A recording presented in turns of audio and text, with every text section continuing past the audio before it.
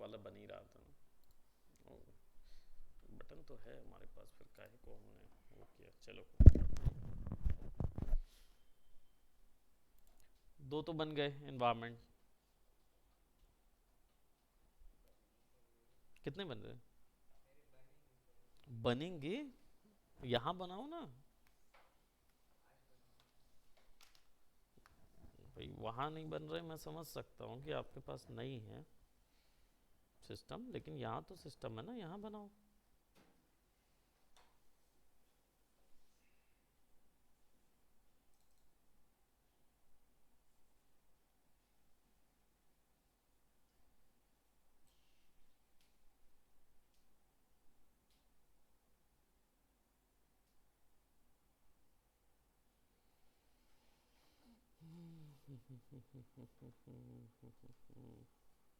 Alright, सो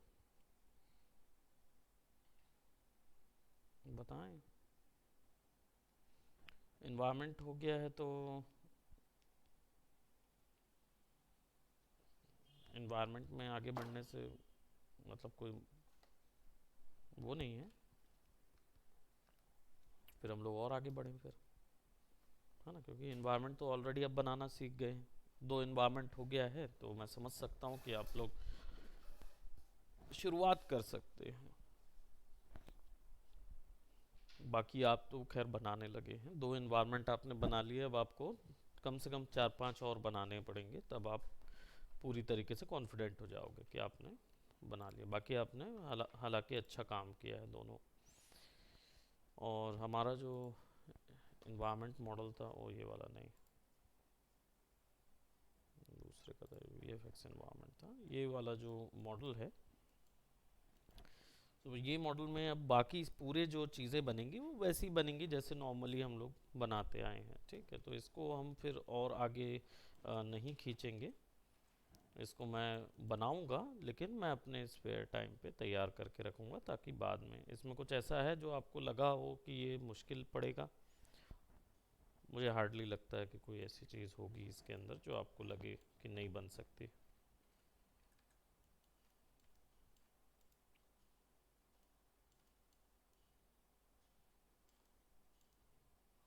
सब चीज़ तो बना सकते हो धीरे धीरे, है ना। ऐसा तो कुछ भी नहीं है इसमें कि जो ना बने, थोड़ा सा आप ध्यान लगाएंगे तो बन भी जाएगा, ठीक। तो देयर इज़ नथिंग, ऐसा कोई नया ट्रिक इसके अंदर इन्वॉल्व नहीं है। तो हम उसमें अब ना जाके हम किस पे जाएंगे, let's work on our V F x character वाले जो वर्क हैं, ठीक है। कैरेक्टर्स पे काम करना शुरू करेंगे, इसको हम तैयार कर लेंगे ताकि आप बाद में इसी के ऊपर, आप लोगों को मैं आपके न्यूक और आपके जो अदर क्लासेस होंगी उनमें हम इसमें कुछ देख लेंगे, ठीक। इसकी टेक्सचरिंग वगैरह कर लेंगे। So let's work on characters. Characters के लिए आपको चाहिए होगा कैरेक्टर रेफरेंस। एक रेफरेंस शीट आती है जो कि फोटोशॉप में आप लोगों को बनानी थी, जो कि आपको नहीं सिखाई गई, समझे। हाँ, मैं उसके लिए ना मैं जिम्मेदार हूँ, और ना ही मैं आप लोगों को बैठ के वो सिखाऊंगा। मैं डेफिनेटली कभी बीच में कैरेक्टर का एक सेमिनार ले लूंगा, तब देख लेना उसमें कि कैसे बनाते हैं,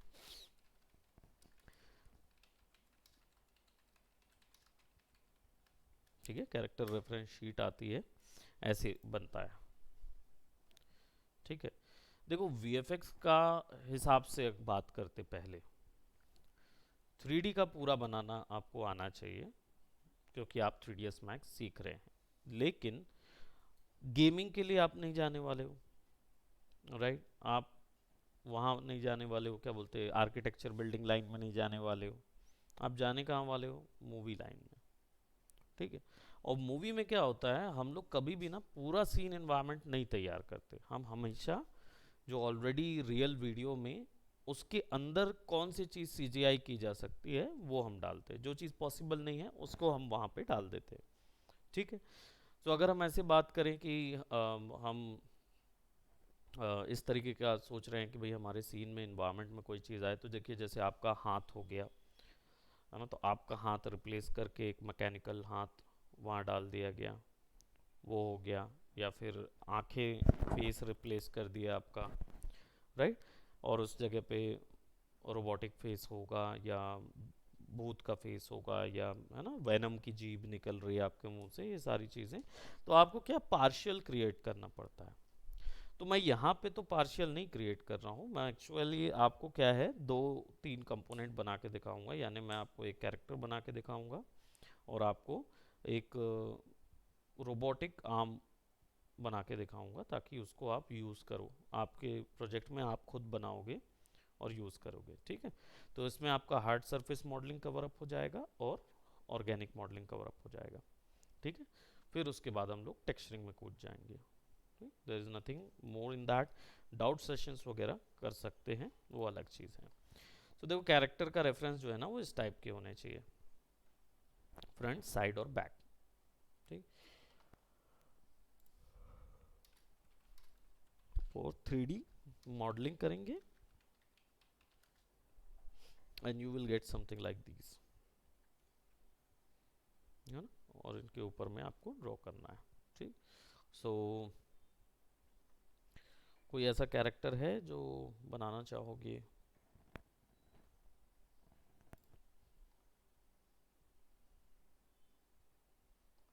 कभी सोचे? ये देखो, जैसिका रैबिट फेमस कैरेक्टर है, Jessica Rabbit, Deadpool, male human. सबसे पहले मैं सोच रहा हूँ why don't we go and let's create mechanical one, है ना। पहले हार्ड सरफेस मैकेनिकल स्ट्रक्चर तैयार करते हैं ताकि आपको वो समझ में आ जाए, और फिर उसके बाद हम लोग कैरेक्टर में जाएंगे। ठीक, सो फॉर दिस वन, क्योंकि सेमी ऑर्गेनिक भी हो जाएगा, यानी आप हार्ड सरफेस ऑर्गेनिक तरीके से बना रहे हैं, तो आपका वो भी एक सेक्शन कवर अप हो जाएगा। So let's try with,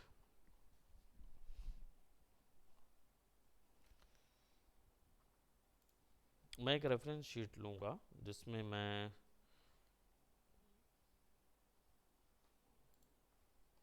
human का हाथ मुझे मिलता रहेगा।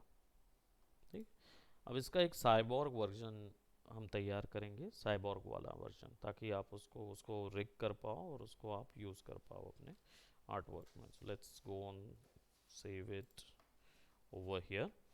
और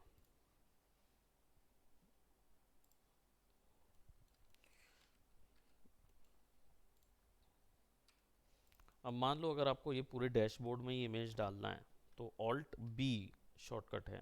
ठीक, इसमें बैकग्राउंड आता है ऑल्ट बी, और इसमें आप फिर यूज़ फाइल करके यहाँ पे फाइल्स में जाओ,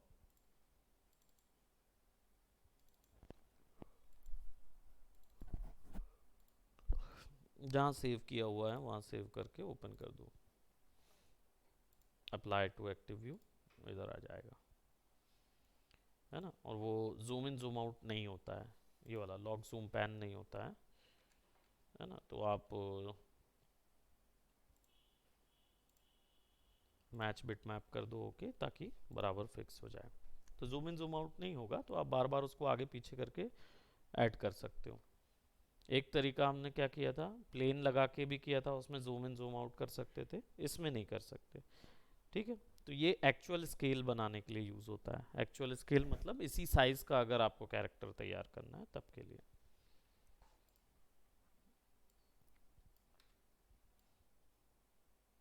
कैरेक्टर हम लोग क्या बना रहे हैं, साइबॉर्ग बना रहे हैं ना। ठीक है, साइबॉर्ग हैंड बना रहे हैं, तो लेट्स सी कि इसको क्रिएट कैसे करना है। सबसे पहले इसको वॉल्यूम में तोड़ लो, है ना। ये हो सकता है स्फेयर, ये हो सकता है सिलेंडर, और ये भी सिलेंडर, एक और स्फेयर से जॉइंट, फिर एक और सिलेंडर। ठीक, तो स्फेयर लेंगे, स्फेयर से एक हिस्सा ये, और टॉप से जाएंगे,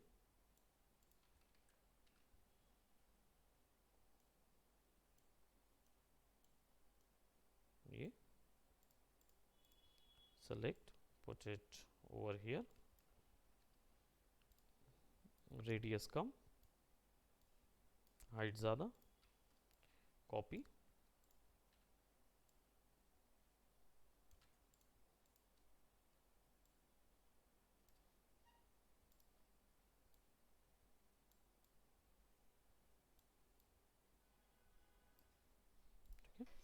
सो now as you can see हमने क्या किया, एक वॉल्यूम्स में उसको तोड़ लिया।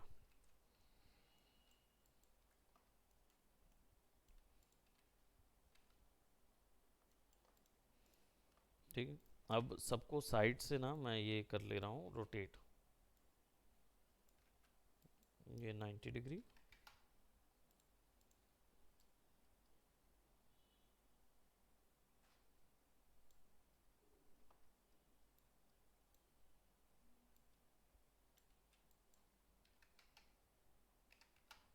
ज़ीरो, ये भी 90, तो ये 90 आ गया।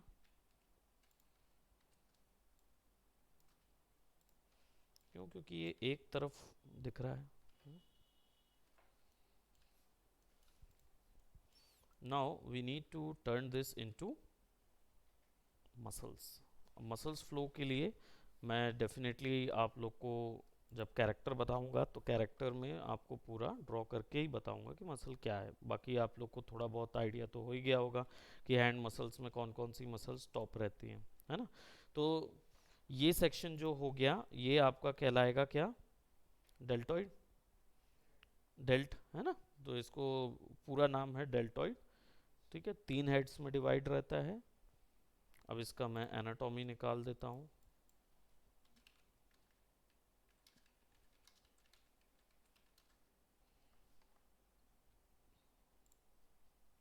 ये हिस्सा है डेल्टॉइड।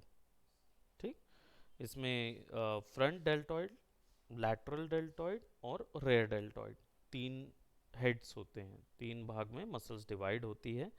ये वाली यहाँ से ज़्यादा दिखती है, जब ये आप फ्रंट डेल्टॉइड मारते हैं तो फिर ये ज़्यादा जल्दी फूल जाती है। और लैटरल हो गया और रेयर हो गया, है ना। हाथ को ऐसा टिल्ट कर दो तो रेयर वाली पड़ने लगती है। तो जो फ्रंट, लेटरल और ये डेल्टॉइड है, ये आपको पहले दिल के शेप का एक तैयार करना है जो यहाँ से बनेगा। ठीक, अब इसको वैसा शेप कैसे दोगे? ठीक है, इसको वैसा शेप देने के लिए साइड से जूम करो और मॉडिफायर में जाओ। ठीक है, और मॉडिफायर में आप क्या बनाओगे, F F D. F F D modifier क्या करता है, ये एक डिफॉर्मर होता है। जब मैंने इसको 4x4x4 पे रखा, यहाँ पे मुझे क्या मिलेगा, कंट्रोल पॉइंट्स मिलेंगे जिसकी मदद से मैं इसको स्क्यू या स्केल कर सकता हूँ।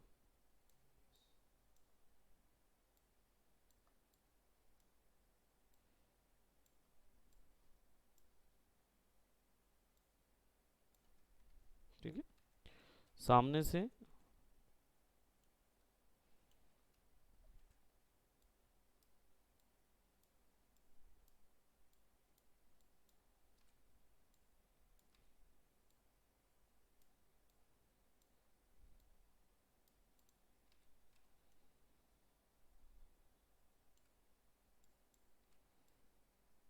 मसल चढ़ती जाएगी।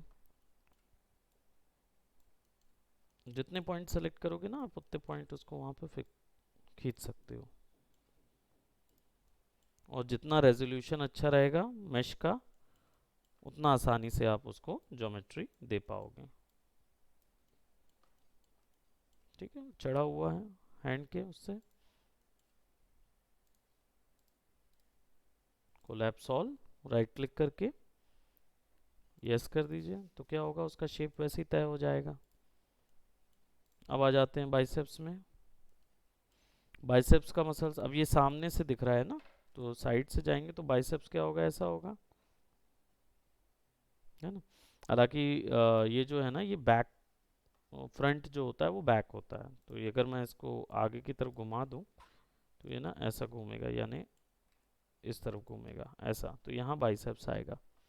ठीक, तो बाइसेप्स जो है वो आप अरेंज कर सकते हो। जनरली होता कैसा है, ये सेक्शन बाइसेप्स का होता है।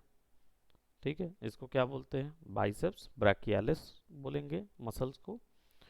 यहाँ पे होगी बाइसेप्स ब्रैकियाली, ली और लिस दो अलग अलग रहता है ना। और यह ये हिस्सा होता है ट्राइसेप्स, ट्राइसेप्स ब्रैकियालिस बोलते हैं इसको। ठीक है, और बाइसेप्स का ऊपर में एक मसल यानी 3 मसल्स ग्रुप दिखे, ये वाला अंदर की तरफ भी होता है इधर पे, ठीक है, जो उसको क्या बोलते हैं, इनर ट्राइसेप्स बोलते हैं, लेकिन टेक्निकल लैंग्वेज में ये ट्राइसेप्स ब्रैकियालिस कहलाता है ना। यानी एक होगा brachy, triceps triceps brachy, triceps brachialis, और बाहर में बाइसेप्स ब्रैकी और बाइसेप्स ब्रैकियालिस, ऐसे करके चारों तरफ से एक वॉल्यूम बना रहता है किसका, मॉडल का। So now what we are going to do, इधर पे भी सिमिलरली डिफॉर्मर 2x2 से 3x3 कर देता हूं। तो नाउ क्या मिलेगा मुझे,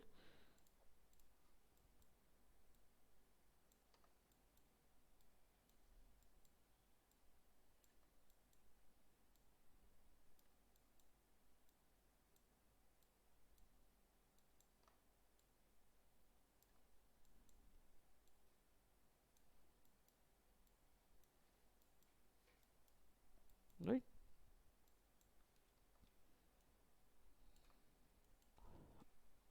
फ्रंट से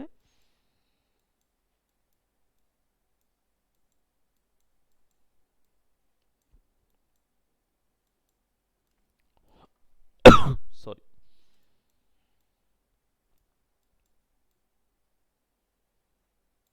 फ्लो में क्रिएट करेंगे,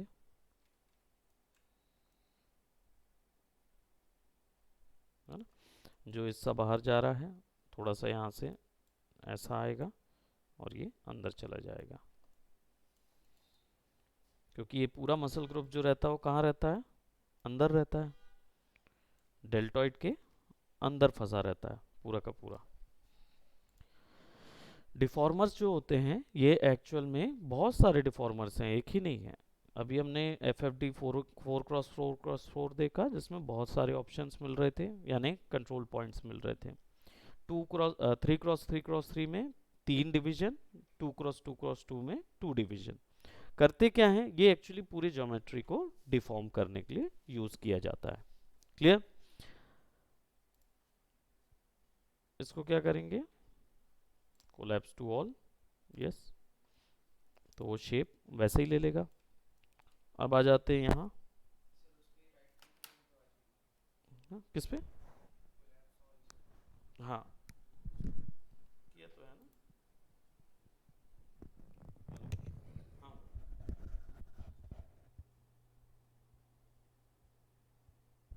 डेमो का टाइमिंग 2 बजे से रख लीजिए,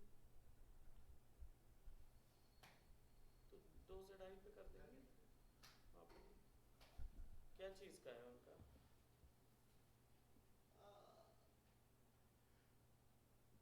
केवल आफ्टर इफेक्ट है कि ग्राफिक डिजाइनिंग है, दोनों का पूछ रहे थे। ओके, तो उनका रखिए, क्या बोलते हैं, थोड़ा 10 मिनट एक्स्ट्रा रख दीजिएगा, है ना, मतलब 1:50 से रख दीजिएगा, ठीक है, हाँ हाँ, ठीक है ना, 5 से 6 भी, हाँ वो कर दीजिए, कोई दिक्कत नहीं, ठीक, ओके।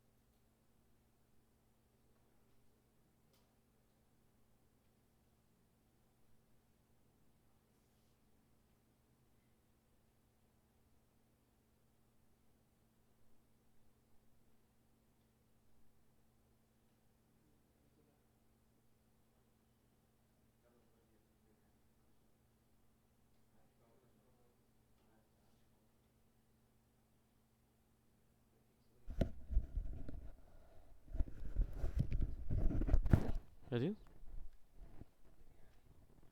बिरयानी खाने बोल रहे, बिरयानी नहीं खाना भाई, रमजान चल रहा है ना, अभी अभी नहीं खा सकते तुम। अब देखो ये जैसे ही आपने कोलैब सॉल्व किया था ना, कोलैब सॉल्व किया तो क्या बन गया, ये एडिटेबल मैश बन गया। ठीक है, कोई ने क्वेश्चन पूछा था मेरे से कि ये मैश होता क्या है। देखो ये ज्योमेट्री का आप टोपोलॉजी देख रहे हो। टोपोलॉजी का मतलब क्या होता है, मैश फ्लो। ठीक है, मैश किस डायरेक्शन पे फ्लो करता है। तो ये जो मैश फ्लो है, ये अगर पॉलीगॉन के हिसाब से होगा ना, तो ये ब्लॉकी ब्लॉकी बनेगा, 1 2 3 4 5, है ना। और उसको प्रॉपर स्मूथ लाने के लिए उतने यहाँ पे पॉलीज लगेंगे ताकि वो प्रॉपर स्मूथ आए। तो मैश क्या करता है, इसके ऊपर में ना एक इमेजिनरी कर्व बनाता है। इमेजिनरी कर्व, इमेजिनरी कर्व हमारे लिए, क्योंकि वो समझता है कर्व, उसको पता रहता है, और वो उसी के अकॉर्डिंग ज्योमेट्री को क्या करता है, मोल्ड कर देता है, यानी कि मोल्ड कर देता है या डिफॉर्म कर देता है। तो अभी क्या है, यहाँ पे इसकी जो लाइंस हैं वो ज्योमेट्री की टोपोलॉजी नहीं बना रहे, बल्कि मैश जो कि एक इमेजिनरी इसके चारों ओर केज बना लिया है, उसके अकॉर्डिंग इसको डिफॉर्म किया। तो लैटिस जो है वो भी एक तरीके, वो मैश पे कन्वर्ट कर देता है ज्योमेट्री को। ठीक है, तो उसके लिए फिर बाद में आपको वापस से एडिटेबल पॉली करना पड़ता है। अब यहाँ पे आ जाते हैं और आप देखो तो इसके बाद क्या है, यहाँ पे एल्बो आ जाती है। ठीक, एल्बो में तो कोई मसल नहीं चढ़ा होता है, उसके नीचे पे चढ़े होते हैं, यहाँ पे आपके और यहाँ पे। तो कौन सी मसल होती है, जो भी मसल यहाँ से आती है या यहाँ से आती है, इनका काम क्या करने का होता है, उठाने का, है ना। तो कोई भी चीज़ आप उठाते हो, तो जब मसल्स कॉन्ट्रैक्ट करते हैं तो हम क्या कर रहे होते हैं मसल्स के साथ, कॉन्ट्रैक्ट मतलब जब मसल्स कोई प्रोडक्ट आप उठाते हो तो मसल्स में कौन सा फंक्शन होता रहता है। हाँ, जब आप उठाते हो ना कोई चीज़, तो कैसे उठाते हो, बराबर उठा लेते हो। तो शरीर हाथ में कुछ पता चलता होगा ना, भारी आइटम उठा लेते हैं, भार समझ में आता है। तो मसल्स में क्या हरकत होती है, टेंशन पैदा होती है। टेंशन वैसे एग्जैक्ट टर्म नहीं होगा, टेंशन क्यों, क्योंकि टेंशन जो होती है वो स्ट्रेची मोशन से टेंशन आता है ना। जब सिकुड़ता है तो क्या होता है, कॉन्ट्रैक्शन पैदा होता है, वो भी एक तरीके का टेंशन ही होता है, टेंशन फोर्स होती है। अब मेरे को बताओ, वो जो कॉन्ट्रैक्शन है, ये जो टाइट हो जाता है बाइसेप्स, क्यों होता है। अगर वो ढीला रहे तो क्या होगा, अरे लूज रहेगा भाई, लेकिन तुम्हारे फंक्शन में क्या बदलाव आएगा। अच्छा चलो, तुमको मैं बोलता हूँ, वो क्या बोलते हैं, यूपीएस है। उस यूपीएस को उठाओगे, वो होगा करीब 1.5 2 किलो का, या थोड़ा ज़्यादा होगा उससे, है ना, 3 3.5 किलो का होगा। उसको मैं तुम्हें एक हाथ से उठाने बोलूँ तो क्या होगा, तुम्हारे हाथ में क्या अंतर आएगा, क्या क्या फील करोगे, तुम्हारे हाथ में क्या डिफॉर्मेशंस होंगे। What an observation you have, like कि अगर ये प्रोडक्ट मैं उठा रहा हूँ तो ज़्यादा भारी लगेगा उससे, ये ऑब्वियस सी बात है। और हल्का होगा तो क्या होगा, हल्का लगेगा, है कि नहीं। तो जब मॉडल बनाते रहोगे तो ये मॉडल में तुम कैसे किसी को बता पाओगे कि मेरा प्रोडक्ट भारी है, इसलिए मेरे ज्योमेट्री में कुछ चेंजेस आएंगे कि नहीं आएंगे। मेरे 3D ज्योमेट्री में उसमें तो वेट अप्लाई नहीं होता, फेक दिखाना पड़ता है ना वेट को। तो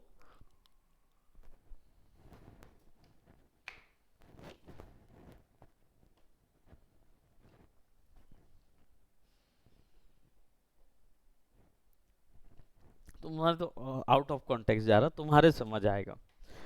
10 kg आराम से उठता है, ठीक है, कितने रेप्स मार लेते हैं अपन, 10 के तो पता भी नहीं चलते होंगे, है ना। आराम से 12 15 20 30 मार लेंगे, कोई दिक्कत नहीं उसमें। ठीक है, अब 10 का 20 कर देते हैं तो वो 12 15 जाते होंगे, 12 तक चले जाएंगे ना बाइसेप्स के, है ना। नहीं जाएगा, क्योंकि 20 किलो दोनों तरफ बहुत ज़्यादा हो जाता है, वो ज़्यादा हो जाता है। वो थोड़ा सा मतलब पावर प्रैक्टिस के बाद जाता है, वो लंबा समय बाद जाएगा, फिर उसके लिए उतना मसल ग्रुप साइज भी चाहिए होगा कि आप 20 का लगा लो। चलो ये मान लेते हैं कि 20 का अगर आपके कैपेबिलिटी में नहीं है, तो आप जब उठाओगे तो आपके हाथ में क्या होगा, मसल्स जो कैसे रिएक्ट करेंगे, मसल रिएक्शन हमारे लाइन में जानना ज़रूरी होता है। क्यों? क्योंकि आपका जो मॉडल है उसमें आप हैवी बॉडी बिल्डर का हाथ हमेशा बाइसेप्स फूला हुआ नहीं दिखा सकते। क्यों नहीं दिखा सकते? क्या बॉडी बिल्डर्स के हाथ ऐसा रख दूं तो क्या ऐसा पूरा बनेगा उनका? क्यों नहीं बनेगा? फ्लेक्स नहीं, ये जो टर्म है ना फ्लेक्स, ये ज़्यादा ज़रूरी है। फ्लेक्स का मतलब होता है मसल्स के जो फंक्शन है ना वो तीन ही होते हैं, फ्लेक्सिंग, एक्सटेंसिंग और रिजिंग। ये तीन फंक्शन होते हैं मसल्स के। फ्लेक्सिंग का मतलब होता है strength, it relates to strength. तो कोई भी चीज़ जब आप उठाते हो, जैसे बॉडी बिल्डर ऐसे करते हैं, तो क्या होता है, वो फ्लेक्स कर रहे होते हैं, यानी वो कॉन्ट्रैक्ट करते हैं मसल्स को। तो कोई भी चीज़ आप जब ऐसे नीचे से ऊपर उठाते हो तो क्या होता है, यहाँ पे फ्लेक्सिंग होती है, यहाँ पे फ्लेक्स हो रहा होता है, ठीक है, कॉन्ट्रैक्शन होता है, फ्लेक्स होता है। तो मसल्स के ग्रुप जो हैं वो भी उसके लिए डिवाइड होते हैं। फोर आर्म में जब उठाओगे ना तो ये वाला हिस्सा और ये वाला हिस्सा फ्लेक्सर मसल होती है। ये वाले जितने हिस्से रहते हैं मसल्स की लाइनअप जो रहेगी वो रहेगी एक्सटेंसिंग, ये एक्सटेंसिंग आएगी, ये फ्लेक्सिंग आएगी, और ये वाला जो हिस्सा होता है रिजिंग होगी, ट्विस्ट, ट्विस्ट मोशन। रिजिंग जो होती है उसी से ट्विस्ट रोटेटरी मोशन आता है, मतलब हमारी कलाई रोटेट उसी कारण से हो रही होती है, क्योंकि यहाँ पे जो मसल्स है वो ट्विस्ट प्रोवाइड करती है, ठीक है।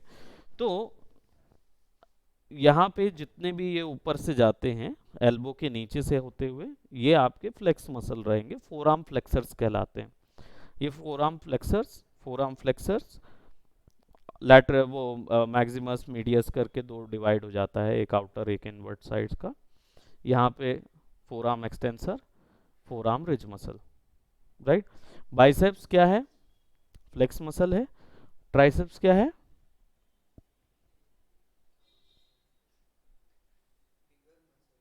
बिगर मसल है। काम क्या है, फंक्शन क्या है? हाँ तो क्या एग्जैक्ट टर्म बताओ। जैसे ये जो, हाँ ये जो मोशन है ये हम ट्राइसेप्स के द्वारा कर पाते हैं, हमारा हाथ जो है ना ऐसा जो कर पाता है, ये ये ट्राइसेप्स के कारण होता है ना। ये जो है इससे कोई फंक्शन नहीं है, ये केवल इसलिए हम करते हैं क्योंकि ट्राइसेप्स पे जोर पड़े, अदरवाइज हमारी लाइफ में कोई ऐसा फंक्शन नहीं है। अगर बोलना चाहिए अगर हमारा प्रोफेशन ऑटो ड्राइवर वाला है तभी वो कुछ काम आएगा, अदरवाइज वो कोई काम नहीं आता मोशन, है ना। बाकी हम जो ऐसा करते हैं वो कर क्या रहे होते हैं, हम अपने ट्राइसेप्स ट्रेन कर रहे होते हैं, अदरवाइज उसका मोशन कहाँ काम आता है, जब आप कोई चीज़ खींच रहे हो, हाथ से जब खींचते हो, हाथ अपना फैलाते हो सामने में, पीछे में, दाएं बाएं ऊपर नीचे, जहाँ पे भी आप अपना हाथ उठाते हो ना, फैलाने वाला जो मोशन है वो ट्राइसेप्स करता है, ठीक है।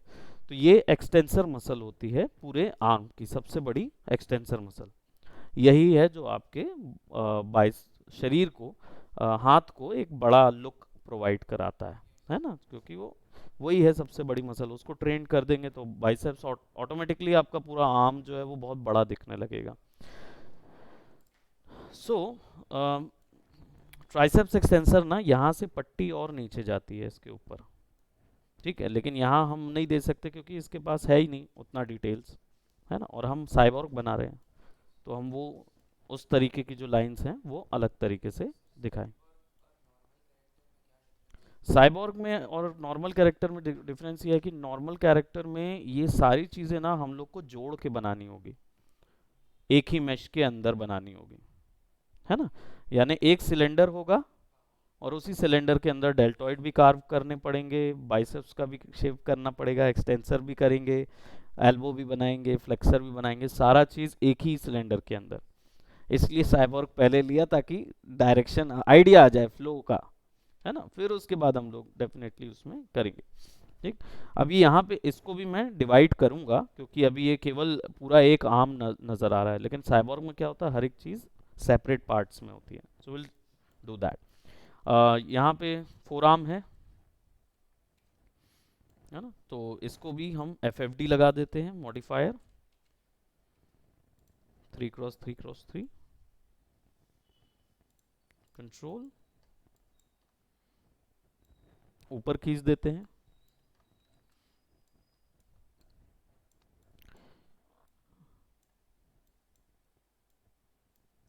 सामने से।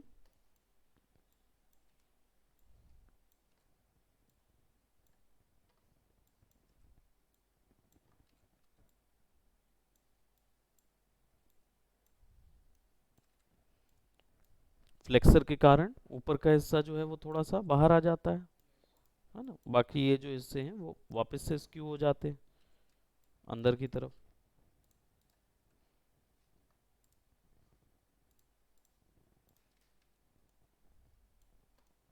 ठीक है, यहाँ थोड़ा सा चपटा होगा, इधर पे और थोड़े चपटा हो जाता है ना। बाकी इसको हम क्या करेंगे, थोड़ा सा एल्बो स्टाइल पे या इसको हम ना छोटा कर देंगे क्योंकि साइबॉर्ग बना रहे हैं तो फिर लगेगा। अब आ जाते हैं फिंगर या हैंड के लिए। ठीक है, हाथ के लिए आ जाते हैं, और हैंड के लिए हम लोग क्या करेंगे, विल क्रिएट, सब अलग अलग बनेंगे, फिंगर्स वगैरह पूरा चीज़ अलग अलग बनेगा। तो हम क्या करेंगे, विल सेलेक्ट दिस और यहाँ लाएंगे। एक रोटेटरी मोशन के लिए लगेगा ही एक बॉल। जॉइंट्स ना 8 प्रकार के जॉइंट होते हैं ह्यूमन के अंदर, तो हर एक का अलग अलग फंक्शन होता है। तो जो हड्डियां जुड़ती हैं ना वो 8 प्रकार से डिफरेंट जुड़ती है। फॉर एग्जांपल उंगली जो होती है वो आपका हिंज जॉइंट होता है। इसमें क्या हो सकता है, आगे पीछे हो सकता है। Good afternoon. लेफ्ट और राइट नहीं हो सकता, राइट, ऊपर नीचे बस हो सकती है फिंगर जो है, ऐसे ऐसे हो सकती है ना। लेफ्ट और राइट आप ऐसा नहीं कर सकते कि आप इसको फ्री विल में घुमा लो, वो थोड़ा बहुत क्योंकि ऑर्गेनिक है तो इसलिए थोड़ा बहुत लेफ्ट और राइट होता है, पर इसका मतलब ये नहीं है कि ये पूरा जा सके, वो मोशन समझे, है ना। तो आगे पीछे जो है ये आपका हिंज जॉइंट कहलाता है। लेकिन आपकी थाई जो है, यानी आपकी जो थाई वाली जो बॉल वो होती है, क्या बोलते हैं, हड्डी होती है, वो बॉल जॉइंट कहलाती है। उसमें क्या होता है, कटोरी होती है, कटोरी के अंदर पे आपका एक बॉल जैसी हड्डी होती है, और वही हड्डी जुड़ी होती है, वही हड्डी निकल के आपका थाई बनता है, थाई बोन होती है। ठीक है, उसको फ्यूमोरिस बोन बोलते हैं, फ्यूमोरिस बोन होता है वो।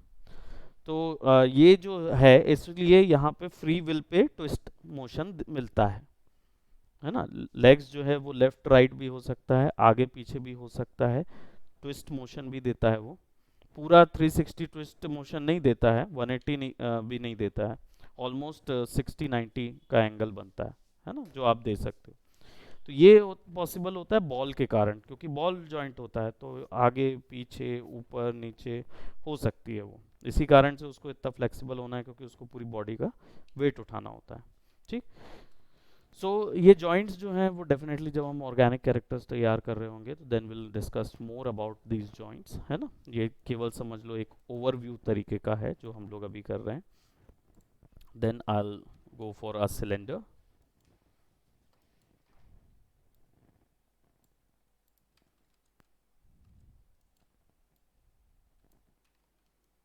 ठीक है, and what will do, will give it a height. अब ये सारे फिंगर्स जो हैं वो अलग हम लोग तैयार करेंगे, लेकिन सबसे पहले हम लोग क्या करेंगे, हमें एक मेजर बोन स्ट्रक्चर चाहिए होगा जिससे पूरी फिंगर की कनेक्शंस निकलते हैं। So this will be that यहाँ पे। Then what I will do, I will just take a cylinder.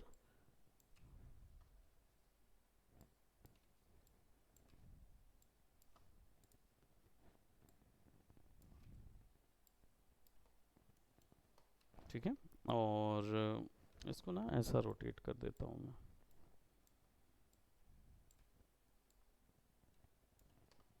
ठीक है, ताकि जब मैं इसको कॉपी करूं रोटेशन में ऐसे, तो 4 कॉपी निकाल लेते हैं। एक बोन से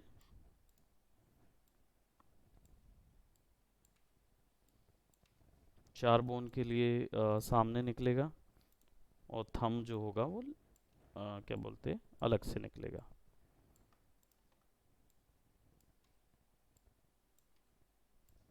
ऐसे ही बोन का भी स्ट्रक्चर होता है।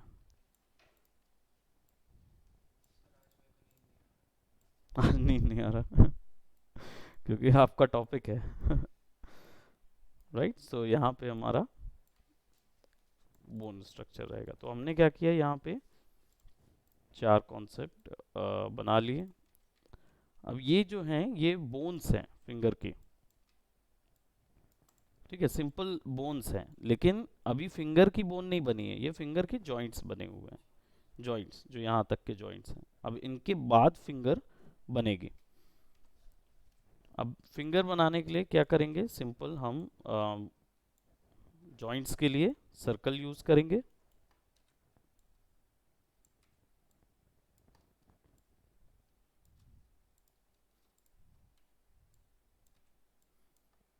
ठीक है, रोटेटरी मोशन जो ये नकल्स है, नकल्स का पोर्शन 1 2 नकल्स। हम्म हम्म। नहीं नहीं, अभी तो देखो साइज कितना है हाथ का, बहुत छोटा है ना। जब ये बड़ा होगा ना तो ये अप्रोक्सीमेटली इधर तक जाएगा। आपका हाथ का जो साइज है ना वो आपके फेस का और ये बाल का जो ओरिजिन है ना उतना ही होता है।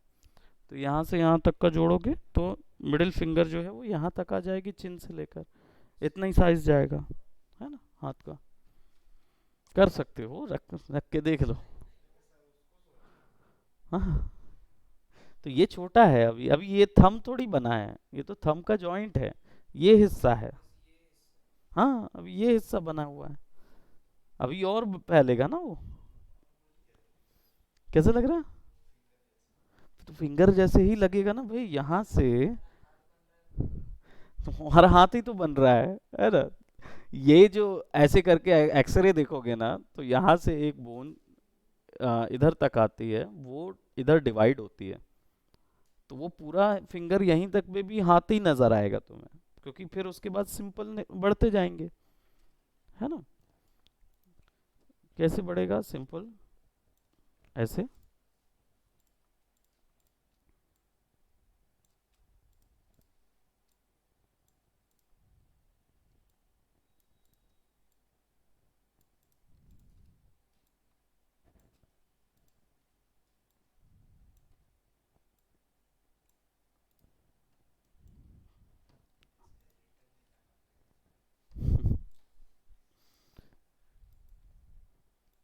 क्यों रेफरेंस में नहीं देखोगे?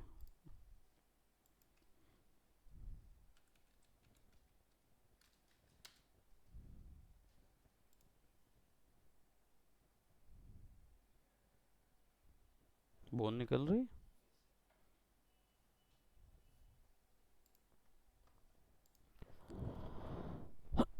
देखो, एक बोन यहाँ तक आई, फिर यहाँ से सब निकलती गई।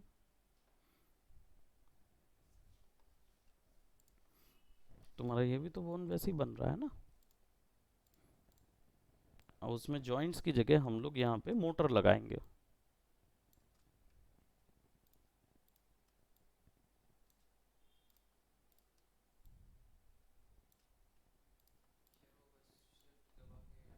बस ड्रैग करते जाना है।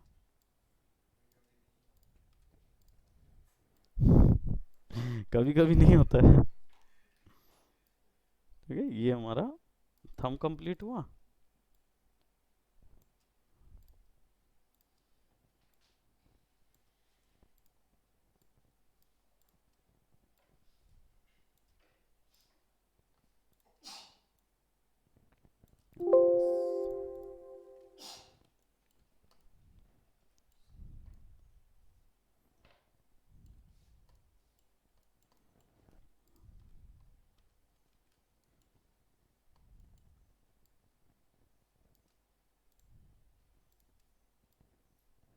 टिप बनाने के लिए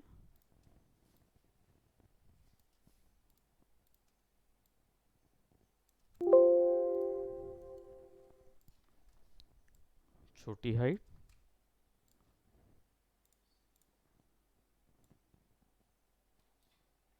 है ना, यहाँ पे पहुँच गए, ये हार्डली एक उसका 1 इंच जाएगा।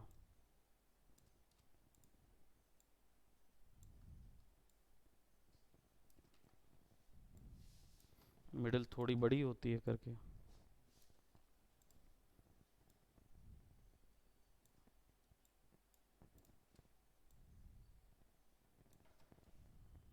ये बहुत छोटी हो जाएगी।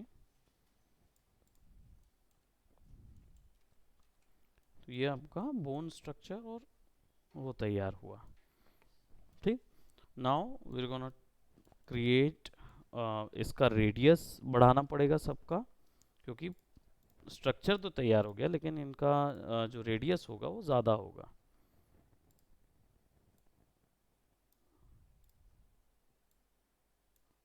धीरे धीरे छोटा होगा वो।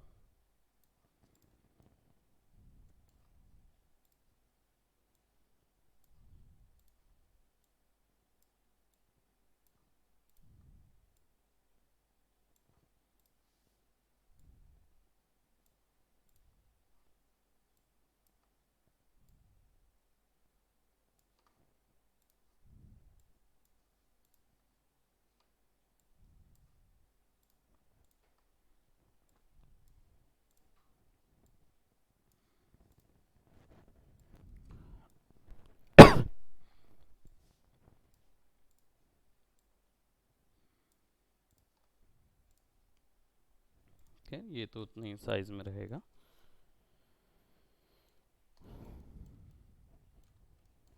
ठीक है, now let's start with flows, जो इसको साइबोर्ग के यानी वायर्स से कंट्रोल करेंगे।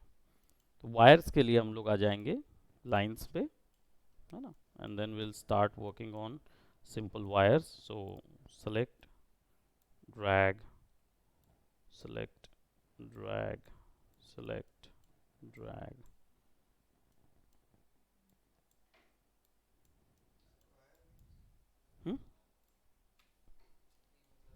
वायर क्यों लगा रहे हैं भाई? हम साइबोर्ग बना रहे हैं, अब साइबोर्ग में मसल्स तो हो नहीं सकते, है ना, तो वहाँ नर्वस सिस्टम कैसे आएगा? वायर के थ्रू।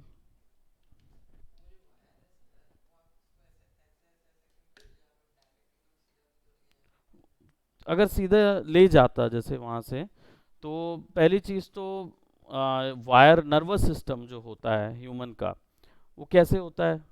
कैसा देखे हो नर्वस सिस्टम, देखे हो? हम्म, डीएनए अलग है। डीएनए जो होता है वो पहली चीज़ तो हर एक टिश्यू के अंदर है डीएनए, है ना, वो अलग चीज़ है। नर्वस सिस्टम क्या होता है, जिसको क्या बोलते हैं? तंत्रिका। तंत्रिका, अब तंत्रिका क्या होती है? यहाँ से कनेक्टेड होती है, स्पाइनल कॉर्ड के इधर से कनेक्टेड रहती है, और उसकी जो नसें हैं, बहुत ही पतली पतली नसें ना चिपकी रहती हैं पूरे शरीर में। जब चमड़ी हटाई जाए तो सबसे पहले तंत्रिका दिखती है, तो वो तंत्रिका पूरी उसमें लगी रहती। लेकिन वो तंत्रिका जो होती है वो इतना क्रूशियल सिस्टम है, इतना एडवांस सिस्टम है, कि वो जब ऐसे चिपका दो ना जिस भी चीज़ से, वो उसको महसूस कर लेती है।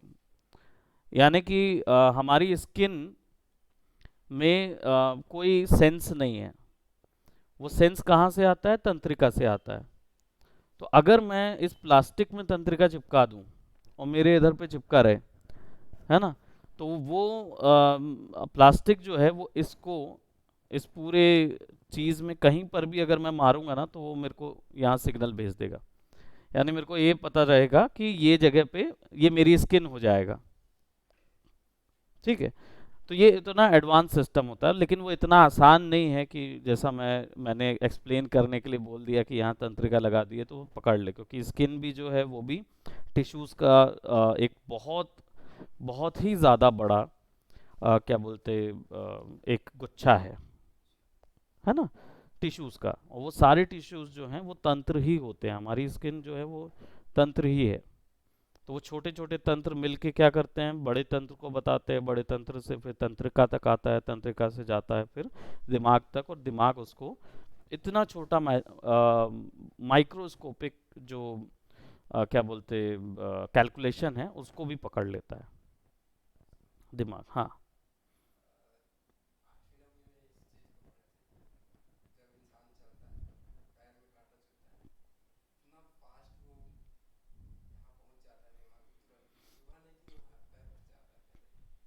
है ना, कितना तेज होता है वो दिमाग, उस वो बहुत माइनोस्क्यूल नैनो से भी अंदर रहता है उसका रिएक्शन टाइमिंग दिमाग का, तंत्रिका का।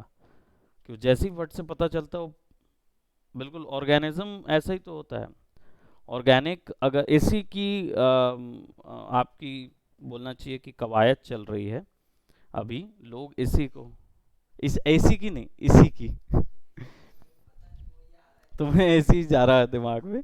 एक्चुअल में क्या है, इसी की का कहने का मतलब है कि जो टेक्नोलॉजी आगे जा रही है वो आपके इन्हीं जो हम लोग चिप्स और माइक्रो चिप्स बना रहे हैं, ये एक्चुअली हम ऑर्गेनिज्म के कंपैरिजन में बना रहे हैं। यानी हम चाहते हैं कि वो ऑर्गेनिक हो जाए पूरा। ऑर्गेनिक हो जाएगा ना तो वो वे मोर फास्टर हो जाएगा जितना हमने कभी सोचा भी ना हो। इसलिए हम क्या कर रहे हैं, लाइट को यूज़ कर रहे हैं। अब इंटरनेट जो है वो लाइट के थ्रू आने वाला है, लाईफाई हो जाएगा। तो अब क्या होगा, जिस भी जगह पे तुम्हारी लाइट पड़ रही है उस जगह पे तुम खड़े रहोगे और तुम्हें उतना ही जीबीपीएस का, यानी अभी 6 जीबीपीएस का उन्होंने टेस्टिंग की है, तो 6 जीबीपीएस का इंटरनेट जहां तक लाइट पड़ रही है वहां तक आएगा। समझ रहे हो, अब लाइट अगर इस रूम में है तो तुम अगर वहां बैठे हो तो तुम्हें भी 6 जीबीपीएस मिलेगा, मैं यहाँ बैठा हूँ तो भी जीबीपीएस मिलेगा। ठीक है, अगर ये रूम 4 रूम का कर दो और कॉर्नर तक लाइट जा रही है तो कॉर्नर तक 6 जीबीपीएस मिलेगा। अगर 4 के बजाय पूरा कॉरिडोर बड़ा कर दो और यहाँ से मैं लाइट मार रहा हूँ तो वो आखिर तक 6 जीबीपीएस मिलेगा, विदाउट एनी हिंड्रेंस, यानी कि इसमें कोई हिंड्रेंस नहीं होगी। तो डेटा ट्रांसफ़र किया जा सकता है लाइट के थ्रू। तो हमने क्या किया, ऑर्गेनिक कर दिया किस चीज़ को, इंटरनेट को। ये चीज़ ऑर्गेनिज्म कर रहे हैं ना, ऑर्गेनिक की ओर भेज रहे हैं। और इससे भी तेज होता है आपका ये तंत्र, जो लाइट से भी तेज चलता है ना। तो यहाँ तक पहुँचने में पहले लाइट तक पहुँचना होगा, लाइट का करेंगे फिर उसके बाद यहाँ तक पहुँचेंगे।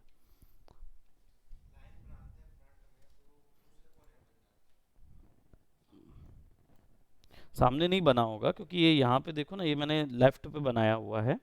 फ्रंट पे जाऊंगा ना तो देखो यहाँ बना हुआ है वो बनेगा ना बीच में, ये रेड ये ब्लैक कलर की लाइन दिख रही ना, इसी में बनेगा जो भी आप बनाओगे। तो आप जितना भी दूर रखोगे वो यहीं बनेगा। क्यों, क्योंकि ये 0 0 ओरिजिन है, यहीं से शुरुआत होती है सब चीज़ की। तो आप इसको ड्रैग करके इधर ले आओ। अब क्या होगा, ये कुछ ऐसा नज़र आएगा। ये ये देखो कैसा स्नैप कर रहा है, क्योंकि स्नैप ऑन है। ठीक, अब क्या करेंगे, 1 दबाइए। और मैं इसको सीधा इसलिए नहीं ले गया था क्योंकि मैं इसको रैप करके ले जाना चाह रहा था। क्योंकि मोटर जब रोबोटिक्स आप बनाओगे या कभी रोबोटिक्स सीखते हो तो उसमें आपको ये दिखाया जाएगा कि ये जो वायर है ना, वो वायर मेन टर्मिनल से रैप होते हुए इधर जाएगा, और पर रैप में हर जगह पे अंदर पे अलग से वायर घुसे हुए रहेंगे ताकि वो उसने एरिया को कंट्रोल कर सके। इसलिए वो वायर शुरुआत से लेकर आखिर तक, सीधा डाल देंगे ना तो मान लो उंगली मोड़ना है और सीधा वायर डला हुआ है तो ये इधर इधर कनेक्ट हो जाएगा, लेकिन उसकी लाइफ बहुत जल्दी कम हो जाएगी। क्यों, क्योंकि मैं इसको कॉन्ट्रैक्ट कर रहा हूँ। आइधर इधर डालूंगा या इधर डालूंगा तो क्या होगा, जल्दी जल्दी बंद होगा, ओपन होगा। तो शुरुआत में तो काम ठीक करेगा लेकिन लॉन्गर टर्म में वो टूट जाएंगे वायर, है ना। लेकिन अगर रैप में डालूंगा तो क्या होगा, वो सर्कुलर स्पाइरल कॉइल होगा। स्पाइरल कॉइल थोड़ा ज़्यादा मजबूत होता है। ये जन इन लोग का फंडा रहता है, जो जनरल बनाते हैं उन लोग का। तो आप लोग को इतना खैर जानने की ज़रूरत नहीं है, लेकिन करोगे तो अच्छी बात है भाई। इतना थोड़ा सा रिसर्च करोगे ना उस चीज़ में कि रोबोट्स कैसे बनते हैं, क्या उसमें तंत्र लगे होते हैं, कैसे रोबोट समझता है। तो एक आगे एक पीछे, एक आगे एक पीछे, ऐसे टाइप से हमने बना दिया, उसको रैप कर दिया और एक फाइनल तक चला गया। और सिंपल इसको सेलेक्ट करके क्या करेंगे,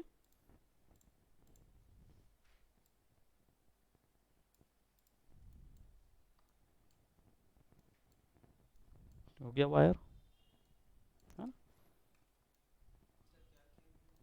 हमने केवल उसको enable render to viewport enable दोनों किया और थिकनेस की वैल्यू कम कर दी, नहीं तो वो पाइप जैसा लगता बड़ा करते तो, है ना। हम उसको एक छोटा सा वैल्यू दे रहे हैं ताकि एक ब्लैक कलर दे दें और वो वहाँ पे फिक्स हो जाए। ठीक। सो अभी इस चीज़ को यहीं तक करते हैं। मैं साइबोर्ग को और आगे बढ़ाऊंगा और उसके बाद फिर आप लोग को मैं ले जाऊंगा किस पे, ऑर्गेनिक कैरेक्टर्स पे। फिर आपका मॉडलिंग कंप्लीट हो जाएगा, हम लोग टेक्सचरिंग में कूदेंगे। 2-3 क्लास बन जाएगा, एक क्लास और लगेगी तो बना देंगे, कंप्लीट ही हो जाएगा एक क्लास में। ऊपर से क्या समय लगेगा। ऑर्गेनिज्म जब कैरेक्टर में आओगे ना तो थोड़ा सा ज़्यादा टाइम मिलेगा आपको समझने के लिए, क्योंकि हमने अभी ओवरव्यू लिया मसल्स का, मसल्स के स्ट्रक्चर का। मैंने टुकड़ों में इसलिए बताया क्योंकि टुकड़ों में आपको ज़्यादा आसानी से समझ में आता। अब जब हम कैरेक्टर मॉडल में जाएंगे ना तो कैरेक्टर मॉडल में फिर पूरा फ्लो में समझ में आएगा कि कौन सा फ्लो हम क्यों बना रहे हैं। ठीक। तो इसमें कुछ ज़्यादा नहीं है, बस वायर वायर वायर बनाते जाना है। फिर एक इसको कवर करने के लिए एक प्लास्टिक का वो लगता है, क्या बोलते, कवर लगाना पड़ेगा, तो एक प्लास्टिक का कवर लगा दो इधर पे। अभी कुछ नहीं कर रहे हैं, ठीक है।